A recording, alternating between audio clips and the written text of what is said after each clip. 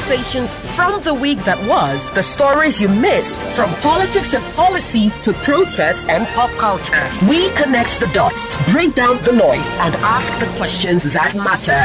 The body that has conducted the exam hasn't done very well. Judges, you must sit up. The parents, the siblings, the family members would have to live with this tragedy for the rest of their lives. There are other issues about not following the due process, issues about favoritism. Join us every Monday from 6:15 p.m. to 7 p.m. as we revisit the week's defining moments, the facts, the fallout, and what comes next. The Newsroom, where the headlines meet perspective on 99.3 Nigeria Info. Let's talk.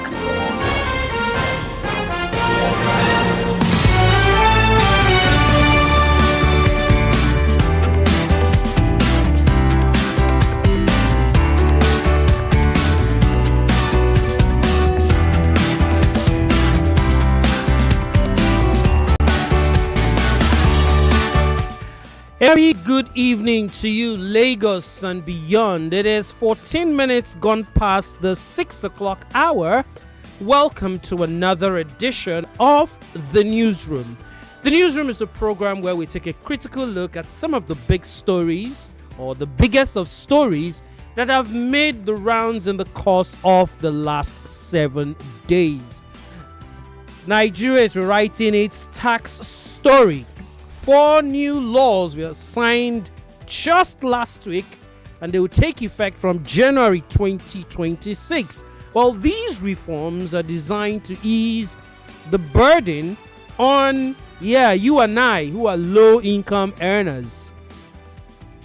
Yvonne chuckles here in the building, but she also knows what I'm saying. And of course, for small businesses, you would also get some bit of relief. However, the reforms aim to make the system fairer and more transparent.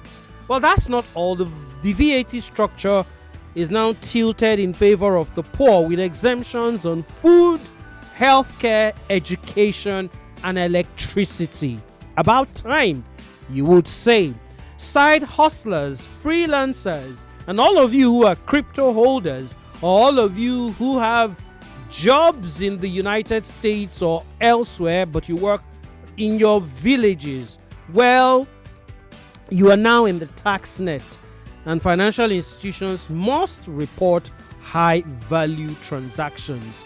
This is one of the major issues we will be discussing on the first part of the show. If today is your very first time of joining us, well, we have 2 parts of the show.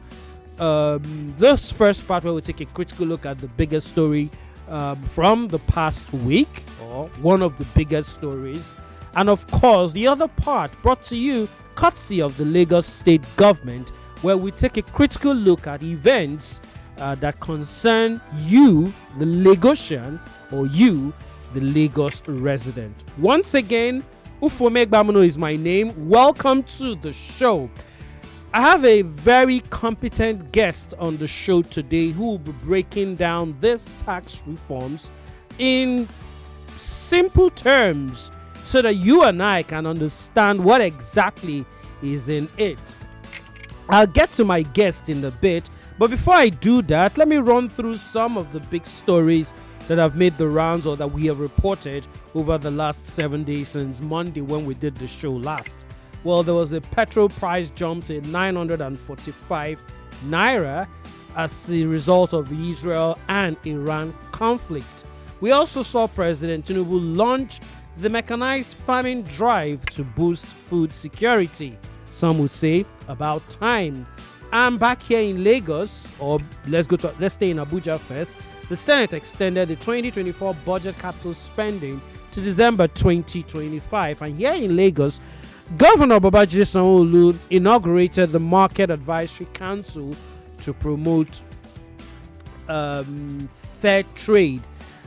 We also saw the president hail the governor of Lagos State at 60 and praise his leadership and commitment to Lagos development. We'll talk about that in the second half of the show, even as the NYSC extended the service of Lagos core member who criticized President Tinubu. We saw some rebuttals and, of course, some denials, from that particular story.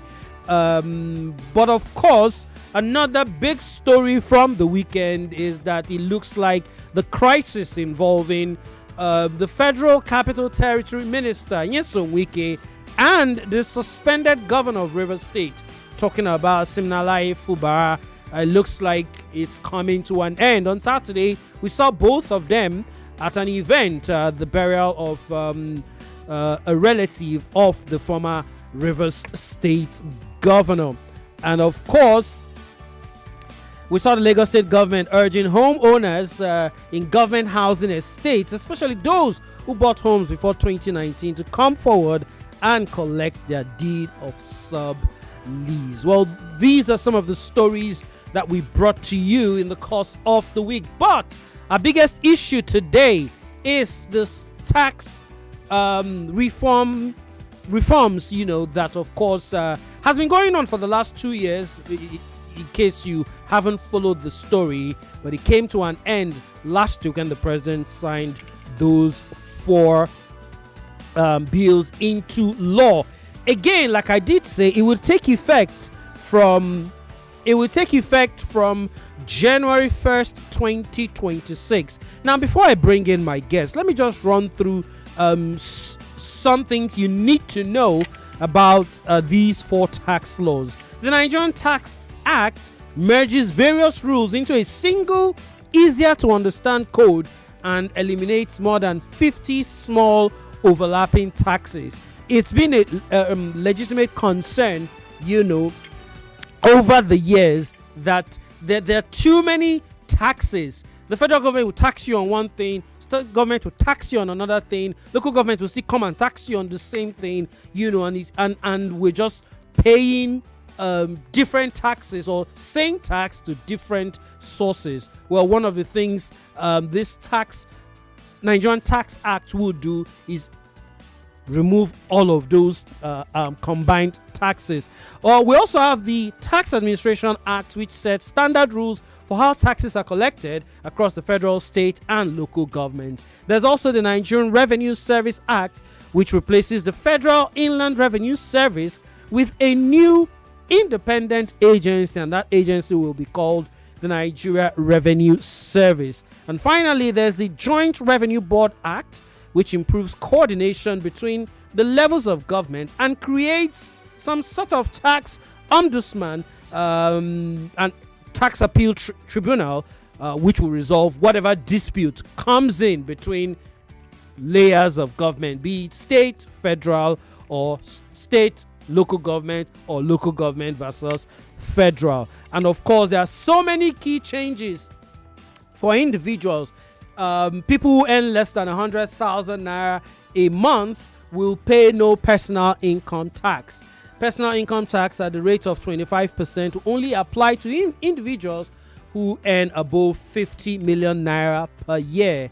Unlike before, all income sources, including side hustles, freelancing, all of you who are doing remote work, it will now be reported in your annual tax return.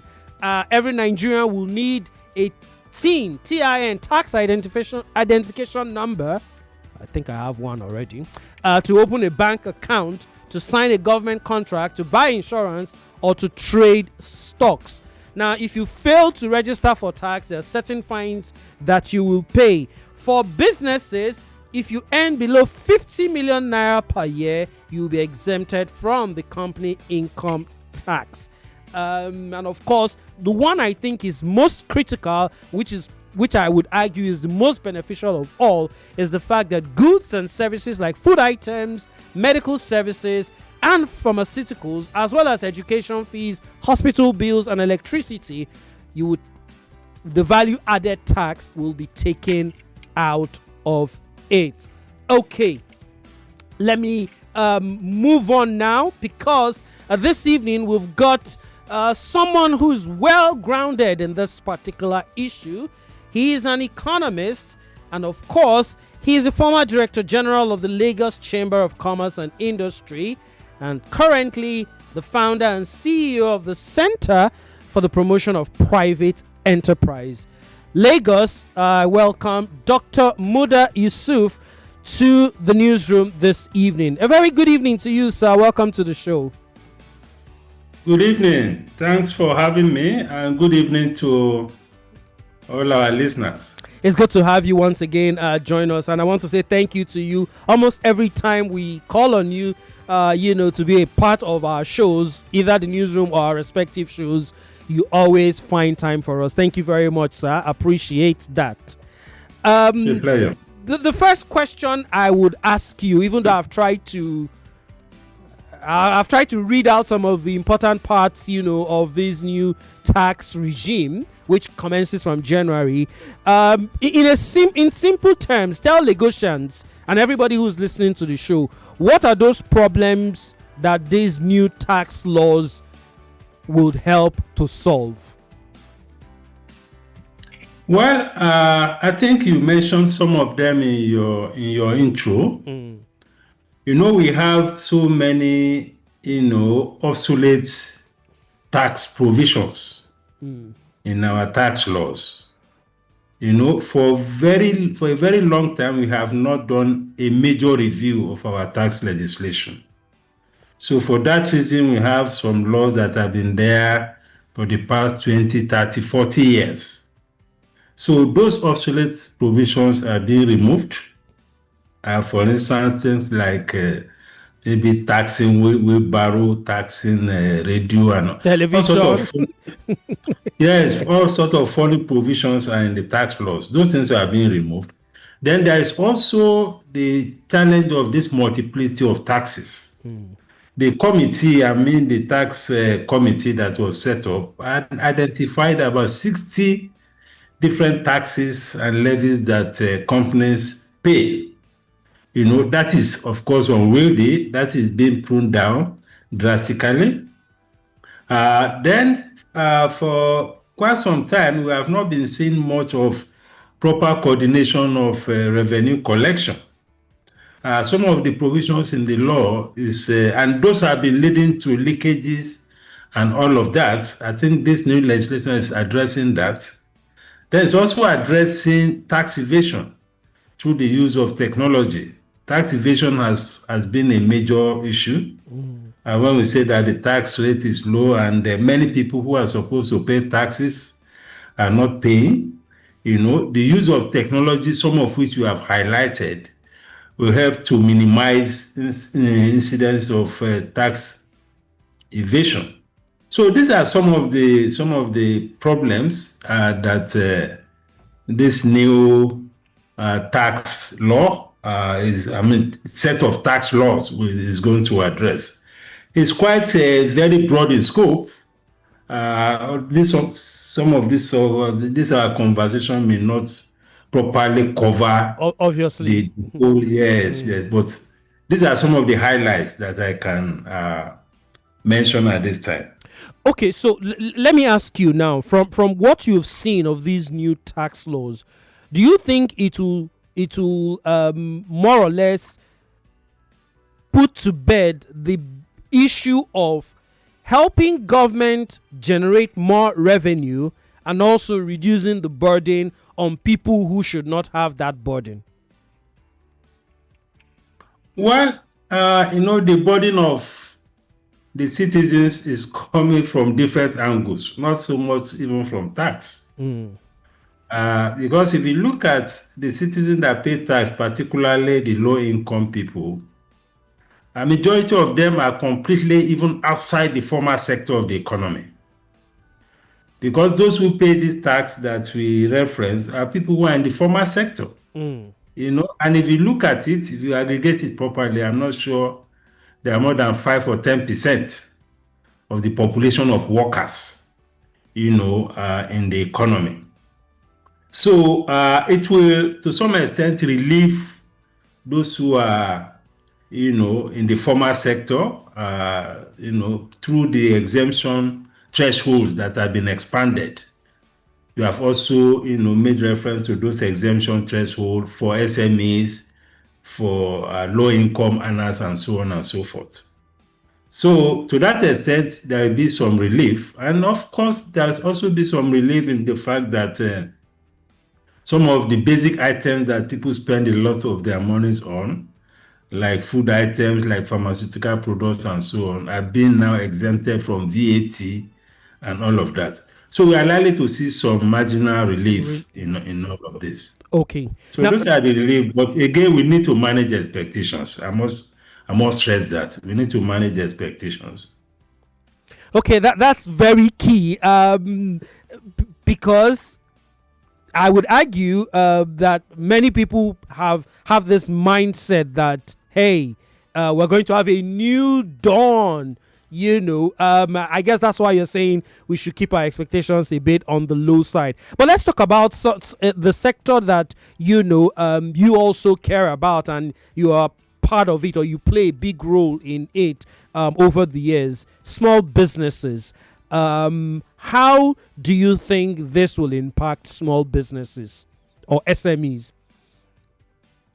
Well, the what stands out in this legislation as far as the SMEs are concerned is the threshold of tax exemption for VAT and for company income tax.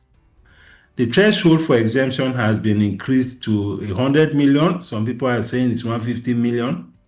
I haven't seen the final draft yet, but it has been significantly increased. Okay. That's for turnover of businesses that have turnover of 100 million or 150 million will be exempted both from the value-added tax and from company income tax. So that is one major relief that will be coming to small businesses. Another is for businesses that are in agriculture, healthcare, and all of that. Those ones are also exempted, from VAT, even as small businesses, or even if they are, also medium enterprises, because VAT has been exempted from all those essential products. And there's also exemption in terms of, or incentives, not exemption, for what is regarded as priority sectors in the economy. Some incentives are being given for investors in oil and gas, maybe energy, agriculture, healthcare, and so on. Sectors that are critical, for economic development. There are also some exemptions that have been given.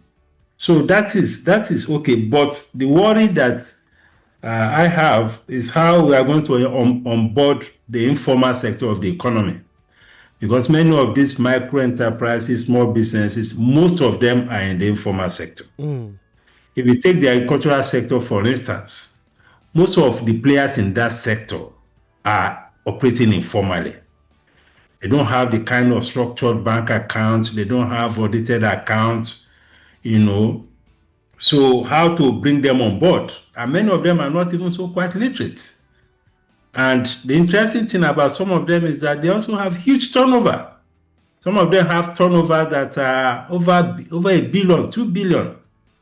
Imagine those who are in the cattle business, for instance, or those who are in the business of selling or growing maize and all of that. Imagine all our traders in Okeanin and Balogun, or Alaba market, or Kano market, Onisha market. These are people that do businesses in huge turnover, but they are not operating in a structured environment. They don't have audited accounts. So how we are going to deal with that? I think we need to be very creative so that we don't create issues for those that are in the formal sector of the economy, because they are also very, very important segment of the economy. They contribute a lot. They employ a whole lot of people. And also we like to caution that we should avoid arbitrariness. We should avoid the use of discretion in determining tax liability as far as this segment of the economy is concerned. So that I don't just look at somebody's account and say, okay, hey, your turnover in your account is X. Therefore, your tax liability should be Y. That kind of arbitrariness or discretionary use of, estimation of tax liability, we should avoid it as much as possible, because these are peculiarities of our own economy. So we must have peculiar ways of dealing with them so that we don't create issues. And don't forget, 2026 is a year before election. So Okay. when you are talking of issues of tax, you also need to be very careful so that it doesn't backfire, on the government.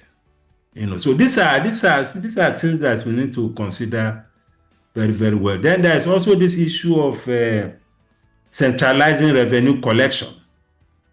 Again, we need to see how that will work out in terms of the framework for implementing that. Because if you are talking of revenue from customs, you need to have proper understanding of HS code, of evaluation. All sorts of technical issues are involved in determining the value of the import duty that we pay. If you are talking about revenue from NIMASA, you need to have some technical understanding of maritime sector operators. If you are talking about revenue from the oil and gas, you also need that expertise to know what exactly you should be looking at for. So we have been told that you have a regulatory framework, regulatory guidelines to throw more light on all of this. So these are issues that we need to be looking out for. But the implementation is going to be challenging. There's no doubt about that. Talking about Thank God, yeah, we have 6 months or so to prepare for that. Yes. yeah. Talking about implementation, that was going to be my next question for you. You just mentioned, the informal sector, the Alaba Rago stroke, Alaba International Market, the main markets in Onitsha, the Balogun market, like you did note, some of these traders do make huge amounts of monies. But let's also talk about some other people, who will now be part of this tax bracket. People who work remotely, people who are freelancers, people who are content creators, in quote, this new tax laws, aim to be able to bring some of these persons into the tax bracket. How do you think the government will be able to achieve this? The government or the committee has been laying a lot of emphasis on data. In your intro, you talk about use of the TIN number, tax number, all sorts of data that they will use, to be able to track even bank accounts and things like that. Those are some of the things that will be used to be able to track some of these activities and to be able to determine what the tax liability will be. So again, when they talk about using technology, I think that is part of the approach or the strategy that will be used to be able to bring into TaxNet some of these activities that takes place within the economy. But generally, when you are dealing with an economy that's a developing economy, and an economy with such, huge challenges of institutional capacity, it's always better to lean more towards indirect tax. Because direct tax, as we are going about it, is going to pose quite a number of challenges. Because you need to determine tax liability, you need to determine what is profit, what is not profit, and so on and so forth. And those things can really be very challenging. But if it was something like maybe VAT, property tax, those ones are easy to identify. Or consumption tax, I don't want to know where you get your money. If you are buying maybe a Rolls Royce or you are buying an SUV, I can give you a tax. But if you go through the route of, going to people's account to know what they earn, what kind of transaction they are doing, it's a more rigorous thing to do, because you need to be very meticulous to be sure that you are being fair, to the tax everybody. But yes, but on the whole, I think it's a good thing, but it is in the implementation that we will know exactly where we stand with most of these things. All right. So before all of these tax conversations started, with the committee set up by the president, there was this big conversation about some states, who are supposed to get more from revenue sharing as opposed to other states. There was that controversy about a legal tussle, that the River State government instituted against the federal government, if you remember. And then there's also this whole conversation about certain states benefiting from certain goods and services that they don't allow, the consumption of those commodities in their states because of some religious, or state laws. Now, we now have a revenue sharing formula involving, that is now put in by this tax committee and is now law, or at least will start from January 2026. Do you think that this new revenue sharing formula has addressed all of those issues that popped up, before this committee was set up? Yes, there was some rigorous stakeholder engagement after we had issues particularly from the northern governors, northern elders about, the proposal around derivation for the use of VAT in particular, and also the decision to scrap, in phases, to scrap the TET fund, the Naseni fund, and all of that. There's a lot of pushback on those proposals in the bill. But at the end, I think after a lot of consultation, a lot of political involvement, even at the level of the presidency, the governors, the National Assembly, there was a consensus at the end. And the consensus reached with the governors was what eventually made it into the tax law. So that reduced, I think derivation was reduced to 20%, as against the initial proposal of 60%, So it was a product of a consensus. So the issue is even not so much about the merit or the demerit, but you needed to build a political consensus. True that. So that you have a situation that will now obstruct the totality of the reform. So it was that consensus that was reached, and that is what is now in the law. Just for the sake of those listening, the federal government share will now reduce from 15% to 10%.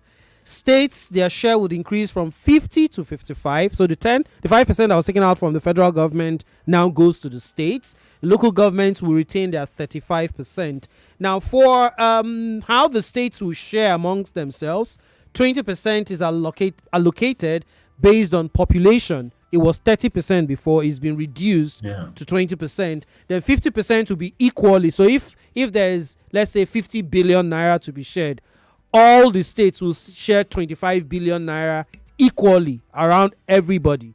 The remaining 25 billion naira, 20% will be according to population. Then the other 30% will be according to what revenue you generate, which is the derivation you were talking about. And like you did point out, you needed a political consensus, so to speak, so that everybody agrees and we don't throw away the baby with the bathwater. That's how they say it.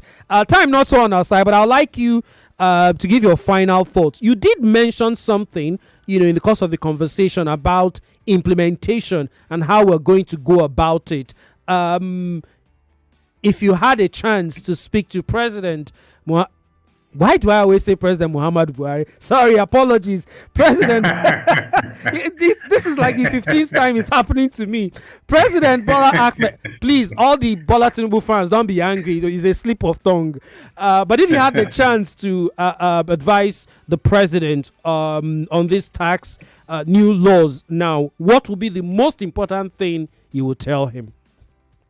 Well, I think the most important thing is for us to accept the reality that there is no legislation that is perfect. So as we begin implementation, if there are need to review any part of these tax laws, I think we should do so.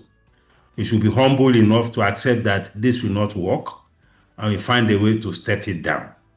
That is one. Secondly, we should be very creative in dealing with the informal sector of the economy. True. We don't want to disrupt the activities in the name of trying to reform the tax environment, because we need to relate to the peculiarities of our own environment.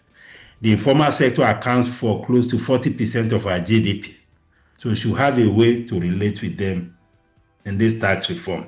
And this, unification or centralization of revenue collection, we also need to look at it carefully so that we don't disrupt in any very significant way the operations of some key agencies that are currently generating one form of revenue or the other. Because centralization has its own problem. It has a problem of bureaucracy. And bureaucracy could create corruption, it could create discretion.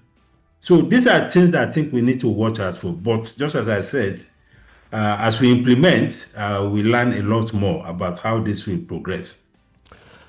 All right, that would be my cue to say thank you very much, Dr. Muda Yusuf, for finding time to join us right here on 99.3 Nigeria Info's The Newsroom. Thank you very much. Thank you. Lagos, we didn't spend so much time, but of course, very, very intelligent conversations there. Of course, Dr. Muda Yusuf, former DG of the Lagos State Chamber of Commerce and Industry, and he's the founder CEO of the Center for the Promotion of Private Enterprise. That's my cue now to go into the next segment of the show. We call it the Newsroom Lagos. And of course, it is brought to you courtesy of the Lagos State Government, where we take a look at some of the activities of the state government in ensuring that you, the Lagos resident or the Lagosian, Omoeko, you are well served. Last week, Lagos stood still, at least some parts of Lagos, because my own part of Lagos did not stand still, in the celebration of Governor Babajide Olushola Sanwo-Olu as he marked his 60th birthday, a milestone that highlights a life of dedicated public service, transformational leadership, and unwavering commitment to the growth and future of Africa's biggest city. Largest city, I should say, Lagos. Dr. Sanwo-Olu was born on June the 25th, 1965 here in Lagos and has spent decades shaping the landscape of governance and infrastructure development in the state. From his early days as a trained surveyor to rise as a respected technocrat and politician, he has championed projects that have touched millions of lives. From massive road rehabilitations to ambitious rail projects, healthcare upgrades, and social programs give hope to the most vulnerable. Now, he has been governor of this state since May 29th, 2019. Just 1 year into, it wasn't even up to 1 year itself, just almost a year into his stewardship. We all know of the COVID that took the whole world by storm. One way or the other, tried to delay a few things here and there, but of course, the governor did ensure that all of that will not set the state back, and to a large extent, over the last 6 years, he's tried to do most of the things that he was elected for. And from all of us right here at the Nigeria Info Newsroom, we say a very happy 60th birthday to the governor, and of course, may your days will be filled with strength, wisdom, and more successes, because of course it will impact the people of Lagos. Now, away from that, let's let you know that for women like those in Lagos or places underserved communities, cooking has long meant risking health and safety over smoky traditional stoves. But guess what? That is changing. The Lagos State Government, through the Office of Climate Change and Circular Economy, has officially launched the pilot phase of its Clean Cook Stove initiative aimed at providing sustainable cooking solutions to residents and empowering women across the state. Speaking at the launch, the special advisor to Governor Babajide Sanwo-Olu on climate change and circular economy, Titilayo Oshodi, she highlighted the government's deliberate strategy to create sustainable and inclusive solutions by incorporating adaptability and building strong partnerships for a resilient ecosystem. Let's take a quick listen to Titi Oshodi as she gives her thoughts about this. Sustainable and inclusive solutions by incorporating adaptability. Number 3, building strong partnerships to establish a resilient and enduring ecosystem. We've come a long way from the flag-off ceremony, which we did last year, to the implementation retreat, to the recruitment and training of enumerators, to the inauguration of both the internal and state working groups, to the stakeholders' engagements that we had in Yaba with the members of the House of Assembly, the chairman of the local government area, the chairman of the LCDA, the leaders of the community development portfolio areas, and the live demonstration that we had that coincided with the birthday of our able, amiable, and absolutely beneficial, compassionate and beneficial Governor, Mr. Babajide Sanwo-Olu. And each step has brought us closer to where we are at today. As we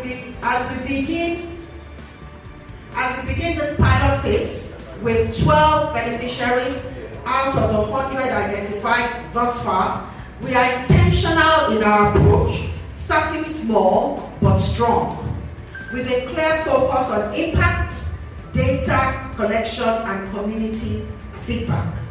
These clean food stoves are not just tools for cooking, they are symbols of dignity, sustainability, and economic empowerment. When you listen to the lady, she's here, but you listen to her when she starts to give you her testimonial about the level of confidence and self-esteem that is being built out of her just by changing her style of cooking. And now, this launch is our official step into action. I'm proud of the tireless work put in by everyone involved, from our technical partners, Green Africa, to the Ministry of Economic Planning and Budget, as well as the internal and state working groups.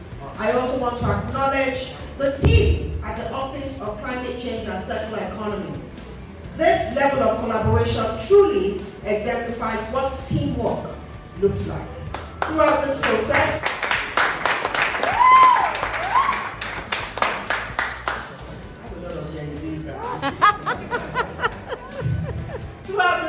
we can confidently say that our private sector corporations have played a crucial role in driving this initiative forward.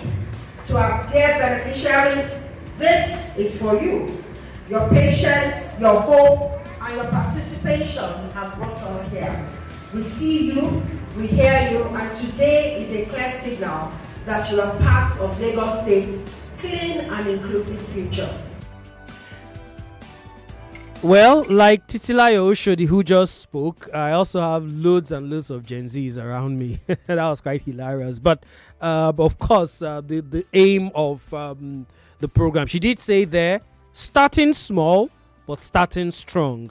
And I think that is great coming from the Office of Climate Change and Circular Economy, led by Titilayo Oshodi. Also speaking at the launch, the project brand ambassador was also a veteran Nigerian musician, Daddy Shoki. He had something to say. Inanjo Ogiriosa, fire the ball, no run. Come on, for Okay, apologies for that. That's actually not what we were supposed to play.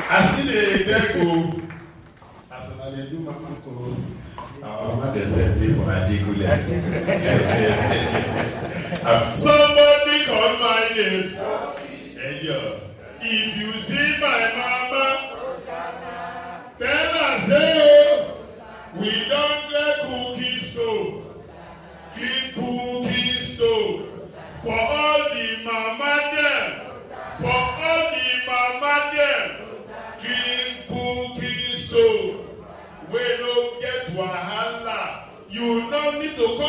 firewood. You no need firewood. E get simple thing. We know go take like 5 minutes. When you put am be small, you put am for the cooking stove. Before you know, food don ready. Okay, that was quite brilliant. That was brilliant, bringing in veteran musician Daddy Shoki with, of course, his very classic song from, I think, 1999, right? Yeah, that was when that song, was put out. Using it, of course, to express how good this new cooking stove launched by the Lagos State through the Office of Climate Change and Circular Economy, how it will benefit its users. Well, I got one message from WhatsApp that I would like to read. It was talking about, of course, the issue we discussed earlier, which is on tax reform. Lansky says, without a price control and regulatory policy, don't you think the big businesses will pass the tax burden directly to the average Nigerian by slightly increasing prices, which may also in fact impact inflation? He's asking that question. Who knows? We've got 6 months, to iron out some of these things. And of course, like Dr. Muda Yusuf noted, as the implementation starts, a few things will be corrected here and there. Lagos, that's the show for you. Thanks to my producers, Precious Nenna Okon, and of course my studio producer, Yvonne Ohaifo. Next week, we'll be back with another edition of the Newsroom.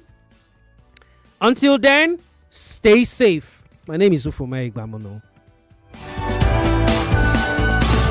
More conversation, more talk, more right after this. I don't know, man. These days, all you hear is save, invest, save, Wait, how do you guys find this money? Is it not someone that is settled that will have money to save and invest? And even if I manage to invest or save, the interest rates are so low. And one can lose money in all these crypto, NFT, blockchain, and so on.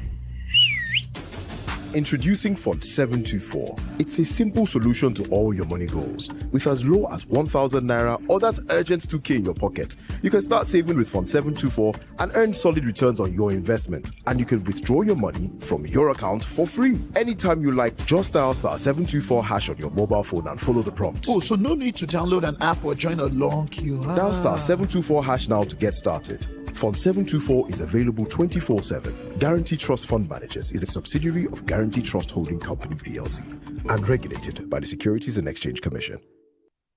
Every day is about winning with one play on Nigeria Info. On Nigeria Info, daily winnings is now over 150,000 naira. Just go to oneplay.ng or dial *347 *880 *3#. Play with as little as 500 naira, and in a few seconds, your ticket is in the draw. The more you play, the better your chances of winning every day on the Morning Crossfire, WhatsApp Lagos, and Game On shows on weekdays, and the Football Frenzy shows on weekends. But that's not all. Every Friday, there will be a 500,000 naira jackpot. Playing during the week automatically qualifies you for the weekly jackpot. Your chances of winning are the same whether you play on oneplay.ng or dial *347 *880 *3#. Remember to play responsibly. Not suitable for persons under the age of 18. 99.3 Nigeria Info. We are more than just radio. Subscribe to our YouTube channel at Nigeria Info FM. Check us out on Facebook at Nigeria Info 99.3. Follow us on Twitter at Nigeria Info FM and on Instagram at Nigeria Info FM Lagos for live updates as it happens. 99.3 Nigeria